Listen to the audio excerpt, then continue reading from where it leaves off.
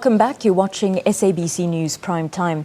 3 South African soldiers who were wounded during an attack in the Eastern Democratic Republic of Congo are recovering in a hospital in Goma. The SANDF says they were not seriously wounded as initially thought. With us now is Defence Minister Nosiviwe Mapisa-Nqakula. A very good evening to you, Minister, and thank you for joining us. Good evening, and thank you for inviting us. Can you briefly recap what happened in Goma and explain our presence in Goma? Well, first and foremost, let me just allay the fears of South Africans and reassure South Africans that the 3 soldiers are okay.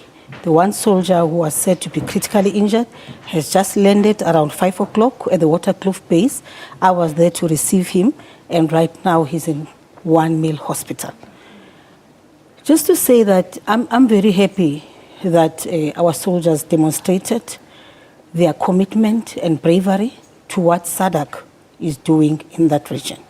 First and foremost, you know that we have a bilateral relationship with the Democratic Republic of Congo. And as part of that bilateral relationship, we are involved in their security sector reform processes. But in addition, we are now part of the first ever team that has been sent into a country, to deal with peace in the manner in which we are doing, which is not peacekeeping this time, but peace enforcement. So it is to be expected that when you enforce peace, when you are there to eliminate negative forces, that at some point there will be skirmishes, and as a result of those skirmishes, as soldiers, something may happen. And I'm just happy because one thing that has come out of this particular experience is just how the bravery which they demonstrated, the fact that they could come in and fight side by side with SADC, because it was SADC which really came under attack. And of course, we then participated in that battle. And I think it's good for us. Taking that into account, reports were that they fought very bravely. Oh, yes. My question to you is, do South African soldiers there, do they have the resources? Are they adequately equipped to carry out their duties? Absolutely. Everything is okay as far as we are concerned. Yes, you may have picked up a few challenges from the Defense Review report, which we published, which went out about 2-3 weeks ago. But I can assure you, for now, we are part of the MONUSCO team, which is involved in peace enforcement, and all of the tools required, or the equipment, or even weapons required, are available for the use by our team. Remember, we are not on our own. We are with SADC forces, but we are also with the Tanzanians and the Malawians. So you have a brigade from the SADC region, which is there to make sure that there is stability. Of course, they came under attack from negative forces, and I'm sure people will ask a question, why negative forces? Because last year we said M23 has been defeated. But we should always bear in mind, it's not just M23, which is a negative force in that area.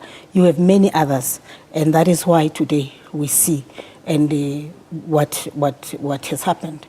How are we going to adequately deal with those forces that are mushrooming up, like the Mai Janvier that's claimed responsibility? How is this unit going to deal with that? You know, I didn't hear that they've actually claimed responsibility, but I'm sure they'll regret why they even actually confirmed that they were part of that attack, because I can assure you, the manner in which we dealt with M23 as the FIB last year actually demonstrated that people are committed, people are serious, people want to ensure that there is peace and stability in our region. So they will regret it, because it's not as though by claiming that they were involved that our forces will then retreat. They will not retreat. If anything, they will launch a counter-attack again to make sure, because what is important is that we want to eliminate negative forces in that region, because we know whatever happens in the Democratic Republic of Congo has a direct impact on all of us in the region here. How concerned are you about regional stability? We're very concerned. That's why we have them there. That's why we are part of that initiative, not just about the region. We're actually concerned about the continent as well.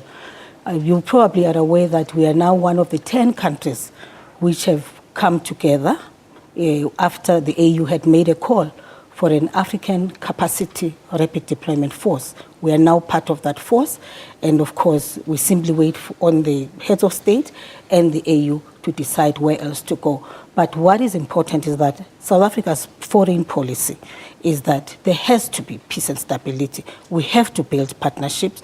We have to make sure that we assist the continent to be stable, because where there is instability, there can never be prosperity and development. Thank you very much for your time. That was Minister of Defence, Nosiviwe Mapisa-Nqakula. Government and the